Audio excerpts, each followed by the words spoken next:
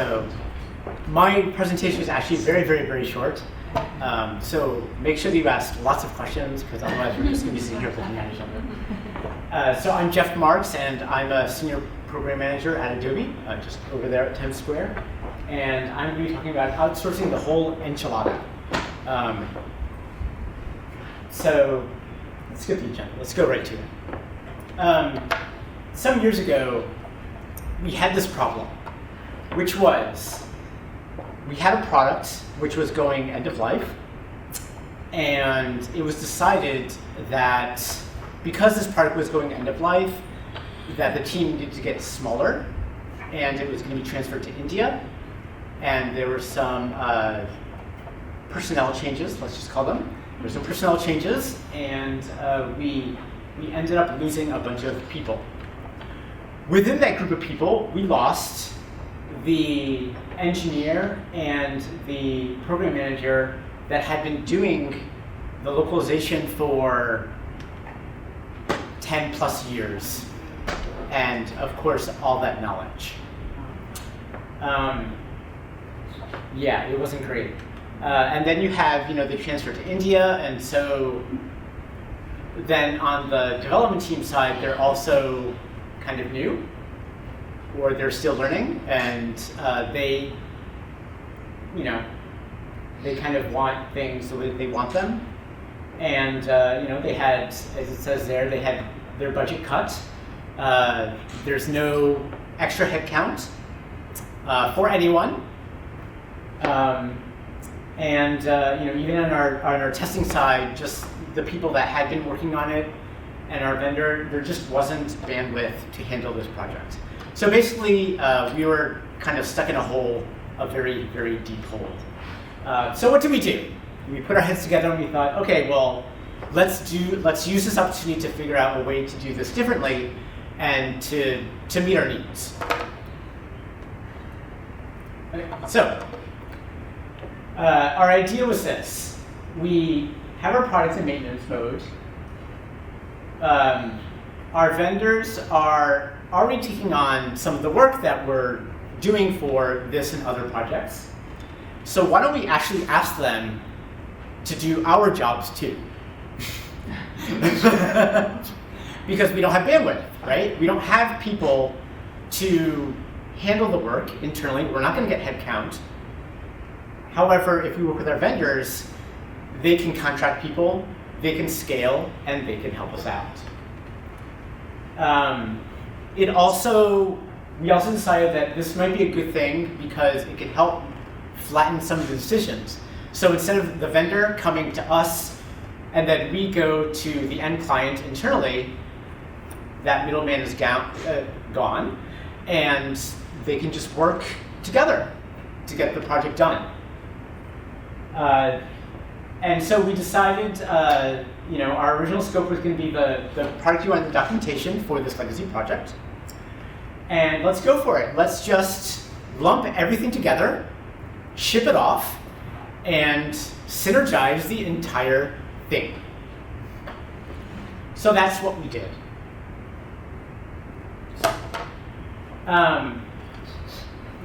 Truth be told, where you have the image with the guy kind of pulling his hair out, it was, I tried to make it look to show, okay, this was kind of messy as it was. It was actually much, much messier than this. But if I had put how messy it was, no one could read anything. So I've made it only a little messy. But we had things like the product team did not want to work with a vendor. They refused, in fact, and they said, no, we're not going to do this. You guys in the globalization team have to support this. They also were not very understanding that we had lost people. And they said, well, we don't care. We expect that you are going to be able to perform at the same level as if you had been working on this your entire life. We had issues on the vendor side itself. So since we were asking one vendor to act as Adobe, we had other vendors say, well, who are you? you're the same as me. Like, I don't care about you. I care about Adobe. And so sometimes we wouldn't get replies from those people. Even the scope of what we had to do was really unclear, because of course the product team is saying you should know it has to be done, even though that everyone is gone who had been working on this for the past 10 plus years. You should of course know exactly what has to happen in every minute of the day for this project. We had questions like, okay, well, how do we control the budget? We can't just give the vendor free rein in our finance system and decide how much is going to be charged, right? Or we can't let them see rates for other vendors. Just can't do that. So how do we do these things? And then, because this project was, it had been going on for a long time. There were many, many old versions. This was software that was kind of like enterprise software. And it was one of these things where you bought it and you didn't upgrade for like 15 years. And so that means that you have to support all of those legacy versions. And maybe those legacy versions are using technology that isn't used anymore. And maybe you have to create documentation with processes that were once popular but are now extinct. How do you do all of this? Well, with a lot of hard work and time. So, excuse me. So this is what we did, basically.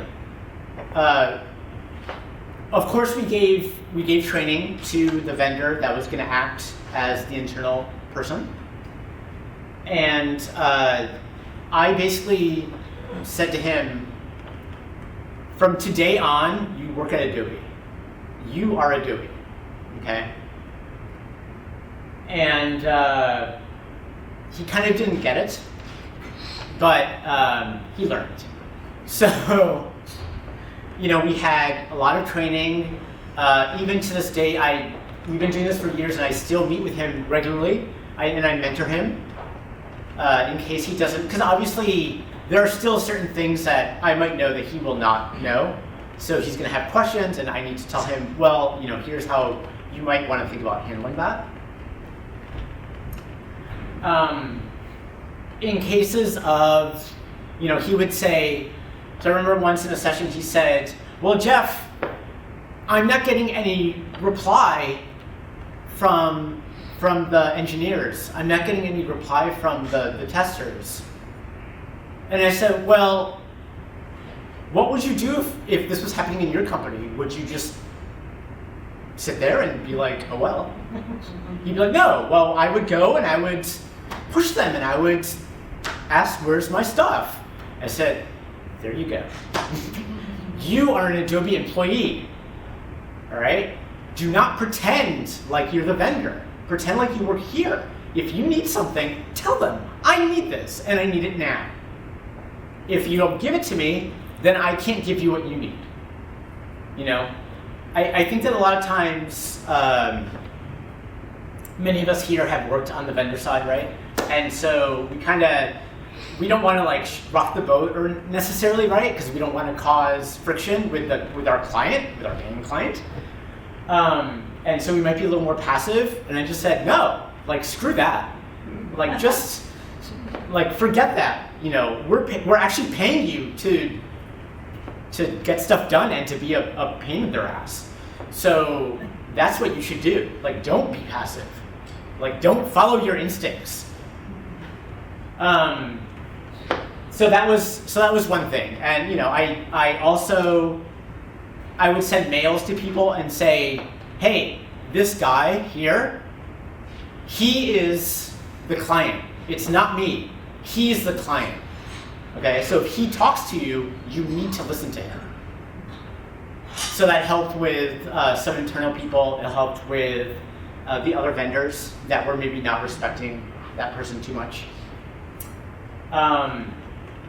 We also got him an Adobe mail address, and that really helped with our internal teams, because then they sort of forgot that this person was on the vendor side, because they just see, right? In the beginning, it's like, oh, it's not Adobe, and so I don't want to work with this person. Once we gave them that address, everything changed.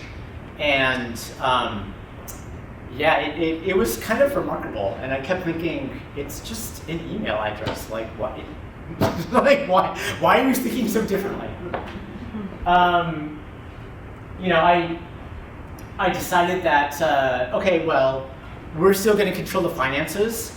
And so to this day, I still control internally the finances for all the vendors, including them. And you know, we worked out how they would be charging us, you know, if it was going to be hourly or on a percentage base, like what that number would be, etc. And we made that agreement. We started to do, well, I guess that in the immediateness of starting this, we had regular calls with all the teams. Sometimes we had daily calls with all the teams, especially when it was crunch time. And we would send status reports also many times daily. You know, so we would, at the end of the day, send a status report. Here's what we've done. Here's what we don't understand. This is what we're going to talk about tomorrow morning. And then we would go through it, and we would just ask them to, and just be like, sorry, but you have to help us. Like, you can't expect that we're going to somehow magically know if we haven't been working on this for the past 10 plus years. Like, you know, it sucks, I know, but we have to just deal with it. And so that was probably one of the best things that we did, because it really helped a lot.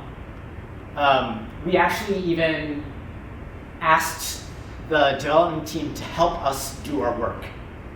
So where it says core testing did bulk first time, they actually did most of the testing. They probably did, I would say, conservatively 85% of the testing themselves for our stuff, even though that we were supposed to do it because they understood better, and we didn't have time to sit there and be like, I don't know, like maybe is it this, is it that, I don't know.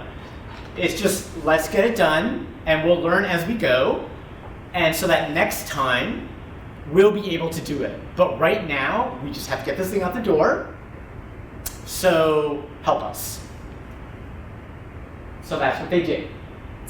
And as we went, it was a lot of, hey, I'm sorry, I know that we're supposed to know this, but I don't. Can you please explain what I'm supposed to do? And then they would hem and haw a little bit. But in the end, they would explain it. And so then we would document it. So that next time, we don't have to ask that question anymore. So we, you know, and that's just, we created that knowledge base so that we wouldn't necessarily have to go through this again, ever. Knock on wood, right? And then, you know, after that, we had a kickoff every single time that we had a new project, just to align our expectations. And we would go through, so for example, we were using Perfirst at the time with lots of different depots and stuff, and there were files everywhere. And it was completely unclear what files had to be touched. Like, completely. We had no idea of what had to happen. In fact, sometimes we would get a bug during testing that said, oh, this sentence is unlocalized. And then we go to look, and it would be an entire set of files that no one had told us about. And they were just there, and you're like, oh, I guess we have to localize these too. So we really took to heart all of those troubles that we had in the beginning of those first couple of projects and said, no, we're gonna do this right, and we're gonna do this every single time. So now every time, you know, we have a kickoff, and we go through all of the materials, and we look for those points. Hey, this wiki here hasn't been updated in like a year. Is this correct? Is it, or this list of files, is it really this? Are you sure that there's nothing else? And sometimes they'd be like, oh yeah, sorry. You'd be like, yeah, sorry. But all these things really helped us, and it's done wonders. So this is actually my last slide. I told you it'd be quick. But just some lessons that we saw with all of this is that obviously it's a lot easier to transfer a project if the people who had been working on the project are still around. That's a no-brainer. It's also really great if the existing testing or any team has training materials that you can reference. That would be nice. And like I said, make your vendor part of the team. Make them really understand that it's not like this, right? It's not I'm here and you're here. We're at the same level. I'm not your client. I'm your coworker now, and I'm just here to help you. That's vital. We found that so our core program manager was very, very understanding and helpful, and he helped us a lot. And so it was just vital because he's on the core side. He's talking to these people every day, and he would really say, no, you need to do this for them. You have to give them this information. No, you got to do that. How come you haven't given this information to them? How come you're not meeting with them? And so he really helped to basically train them to respond to us in a timely manner and get us what we need. Obviously, I think everyone knows this. When you're working with someone, if you can have a face-to-face, that's always better.